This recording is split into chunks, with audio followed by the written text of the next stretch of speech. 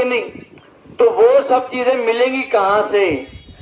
जिस भगवान को हम युगों युगों से ढूंढते आए हैं कि हे प्रभु तो प्यार का सागर है, तेरी एक बूंद के प्यासे हम, तो वो प्यार का सागर प्यार लुटाने के लिए परमपिता परमात्मा शिव इस धरती पर अवतरित होकर के सभी को राजयोग सिखा रहे हैं। राजयोग जिससे मनुष्य आत्माओं के जन्मों जन्मों के पाप कर्म भस्म होते हैं, वो राजयोग जिससे घर घर में सुख और शांति आती है।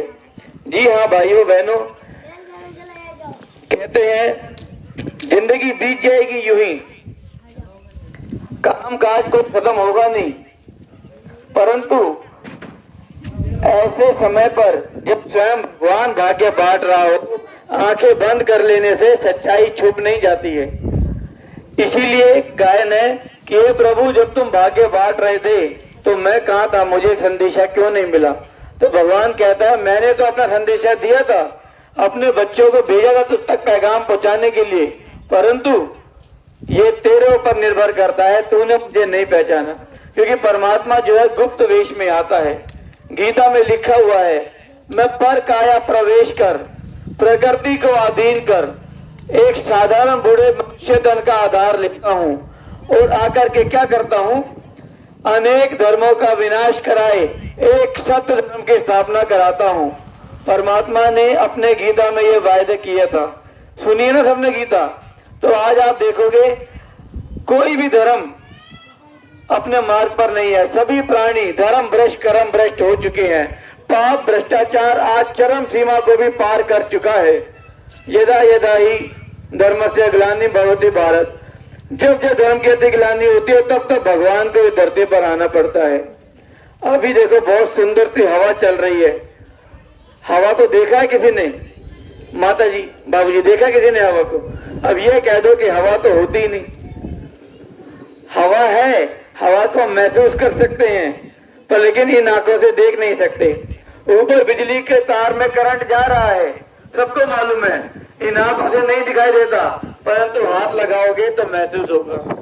फूलों में खुशबू है लेकिन दिखती नहीं है, लेकिन महसूस करोगे तो होगी। उसी प्रकार भगवान को भी इन स्थूल आंखों से नहीं देखा जा सकता, उनको मन की आंखों द्वारा देखा जाता है। जब इसीलिए भगवान कहते हैं मैं तुझे दिव्य नेत्र देता हूँ। दिव्य नेत्र माना वो ज्ञान का नेत्र, जिसको आज के समय में राजयोग की शिक्षा कहते हैं। जब भगवान ज्ञान का वो नेत्र देता है तब परमात्मा के सत्य स्वरूप की पहचान हमें मिलती है। परमात्मा दोस्तों ज्योति स्वरूप है, नाम है शिव। उसका कर्तव्य है सभी पतितों को पावन बनाना, इस कलयुगी सृष्टि का विनाश कराए एक सतयुगी सत्य धर्म की स्थापना कराना, ये उसका कर्तव्य है। रहता कहाँ है? परम धाम में ही। 5 तत्वों की दुनिया से भी ऊपर एक छठा महतत्व है जहाँ उसे ब्रह्मलोक कहते हैं, मुक्ति धाम कहते हैं। वहां का वो रहवासी है। वो स्वयं इस धरती पर कब आता है? जब उसके सारे बच्चे दुखी हो जाते हैं, परेशान हो जाते हैं। जब घर घर में कला कलेश लड़ाई झगड़ा होता है, घर घर में रावण बैठा है, घर घर में चल रही महाभारत है, कितने राम कहाँ से लाऊं, इतने कृष्ण कहाँ से लाऊं? तो ऐसे समय पर एक परमात्मा स्वयं इस धरती पर अवतरित होकर के हमें इन सभी बुराइयों से मुक्त कराता है, सभी पापों का नाश करता है। परमात्मा कहते हैं कि तुम्हारे से जो भी जाने अनजाने में भूल हुई है, पाप कर्म हुए हैं, उनको भस्म करने का सिर्फ एक उपाय है, वो है मेरी याद। कहते हैं हमारी मान्यता चली आ रही है कि भैया गंगा में डुबकी लगाओ और पाप धुल जाएंगे। क्या किसी एक भी मनुष्य को आप जानते हो जिसने गंगा मैया में डुबकी लगाई हो और उसके पाप धुल गए हो? क्या कोई है? एक भी व्यक्ति नहीं है। वो तन से नहाता है, उसके बाद फिर हवा चली तो फिर तन मैला हो गया, परंतु मन का मैल धोया नहीं तो पाप कहाँ से धुलेंगे? तो परमात्मा कहते हैं अपना मन मेरे में लगाओ, तब तुम्हारे मन में शुद्धता आएगी, तुम्हारा मन पवित्र होगा। तो आज हमने कई चीजों का अर्थ का अनर्थ कर दिया है। तो परमात्मा कहते हैं जो जो तुमसे भूले हुई है उन भूलों को सुधारो तो तुम्हें उस स्वर्ग लोक की प्राप्ति होगी, तुम्हारे 21 जन्मों का उद्धार होगा। तो ये वो समय चल रहा है दोस्तों। आज पूरे भारत ही नहीं 140 से भी ज्यादा देशों में ब्रह्मा कुमारी आश्रम द्वारा परमात्मा का यह दिव्य संदेश गली गली गांव गांव में गूंज रहा है कि परमपिता परमात्मा एक धरती पर अवतरित होकर सभी पतितों को पावन बनाने का कार्य कर रहे हैं।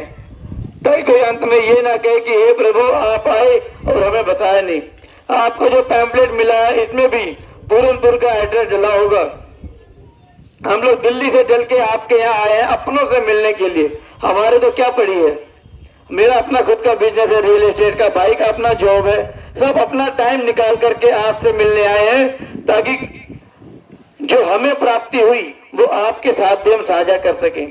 अब एक परिवार में अगर किसी को कोई सुख शांति का मार्ग पता चलता है तो अपने और घर वालों को भी बताता है कि नहीं बताता है। परमात्मा हमें यही बताते हैं कि सारा विश्व अपना एक परिवार है। इसमें क्या है, मेरा क्या है, तेरा, ये सब कुछ यही रह गया है दोस्तों। ये सब इस जिंदगी के कड़वे सत्य को जानते हुए भी मनुष्य ऐसे जीता है जैसे कि वो कभी मरेगा ही नहीं, परंतु साथ किसी के कुछ नहीं था। ये हमारे इतिहास में भी गायन है। सिकंदर जब गया दुनिया से, पूरी दुनिया को बीत करके उसने कहा कि मेरे हाथ बाहर निकाल के दिखा देना लोगों को कि मैं कुछ भी लेकर के नहीं जा रहा हूं।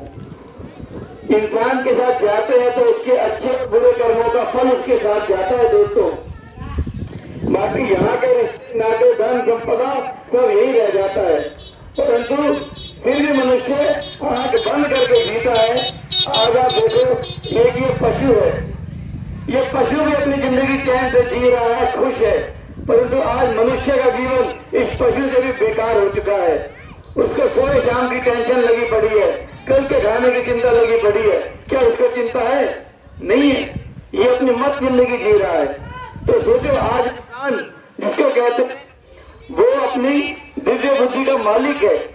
आज इंसान के पास दिमाग है, वो सबसे शक्तिशाली प्राणी है इस संसार के अंदर, परंतु जीवन कैसा हो गया है, पशु से भी बदतर। इसीलिए आपने देखा होगा नेपाल में पशुपतिनाथ का मंदिर है। उसमें किसकी आराधना होती है? परमात्मा शिव की।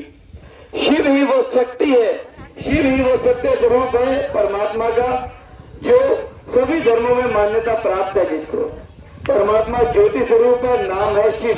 शिव अर्थात कल्याणकारी, और कल्याणकारी माना सदा कल्याणकारी। एक जन्म का नहीं, हमारा जन्मों जन्मों का उद्धार करने के लिए परमात्मा को धरती पर अवतरित होना पड़ता है। आप देखेंगे, भारत को कहते थे एक द्वीप कहलाता था, जहाँ हर बालक एक मोहन और हर बालिका एक राधा थी। शेर और गाय एक घाट पर पानी पीते थे, जहाँ सभी देवी देवताएं वास करते थे। तो वो स्वर्ग कहाँ था? इसी धरती पर था। पुराने समय बचपन से सुनते आ रहे, तो वो कभी समय ऐसा था, तब तो आज भी गायब है।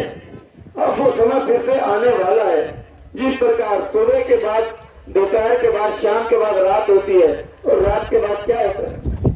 फिर क्या आएगा? सवेरा आएगा।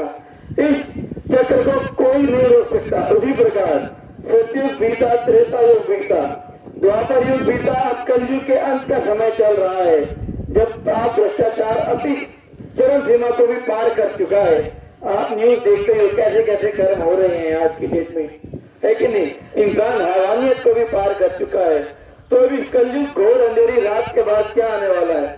फिर से वो सवेरा आने वाला है। दोस्तों, आप सभी अपने नजदीकी ब्रह्मा कुमारी आश्रम में जाकर के राजयोग सीखें और अपने मन के द्वारा उस प्रभु पिता परमात्मा को पहचाने और उससे योग लगाएं, आपका जीवन सुधर जाएगा। और यदि आपको लगता है थोड़ा दूर है, तो आप अपने गांव में भी आप फोन करेंगे, यहाँ पर दीदी रहती है, वो आकर के आपको यहाँ पर राजयोग का कोर्स करा सकते हैं। कोई पाई पैसे का खर्चा नहीं लगेगा, कभी जिंदगी में नहीं लगेगा। अरे भगवान को हम दे ही क्या सकते हैं? खुद सोचो, आज तक हमने सब कुछ तो दे के देख लिया, भंडारे करा के देख लिए, यज्ञ तप पूजा पाठ सामग्री तिल जो सब फूक के देख लिया हमने। कितना तो पैसा हमारा चला गया, क्या प्राप्ति हुई? नहीं हुई। अब एक बार दिल लगा करके देखो भगवान से, भगवान अपना सब कुछ लुटा देगा। वो इतना भोला नाथ है, इतना भोला है, अपने बच्चों पे सब कुछ लुटाने के लिए आ गया है। अब बस हमारे को एक हिम्मत का कदम बढ़ाना है, या फिर आप फोन नंबर जो लिखा होगा वहां पर दीदी को बुला सकते हैं, 20-25 लोग आपस में एक जगह इकट्ठे हो जाना, कहीं मंदिर में, चौपाल में या यहाँ पर एक समय पे, तो आकर के आपको 7 दिन का कोर्स करा देंगे। तो सबसे बढ़िया तो एक बार आप आश्रम पे जाओ, वहां जाओगे, आपके मन को शांति मिलेगी, आपका जीवन बदल जाएगा।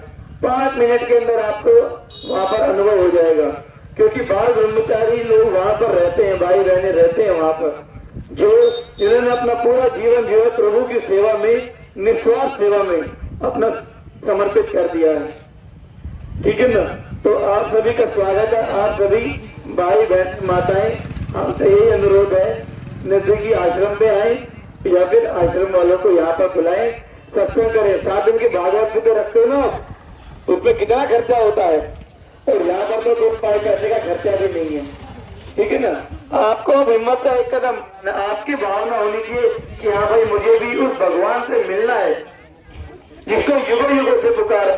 मंदिर, मस्जिद, गुरुद्वारे, में कहाँ नहीं ढूंढा हमने, अब एक बार मिलने का मौका आया है, तो क्यों ना मैं एक हिम्मत का कदम बढ़ा करके जाके सीखूं।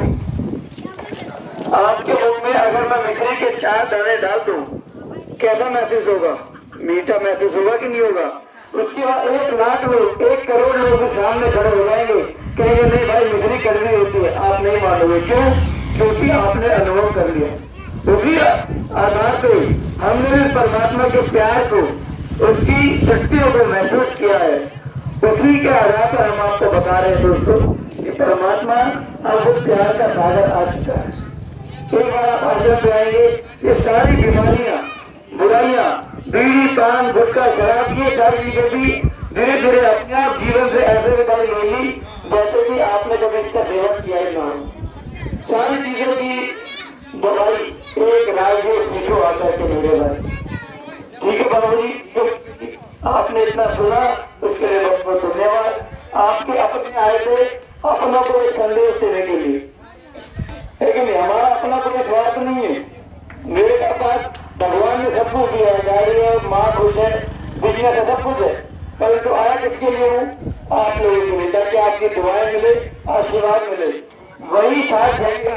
आगे बाकी सब तो यही धरा रह जाएगा दोस्तों। ठीक है, ओम शांति।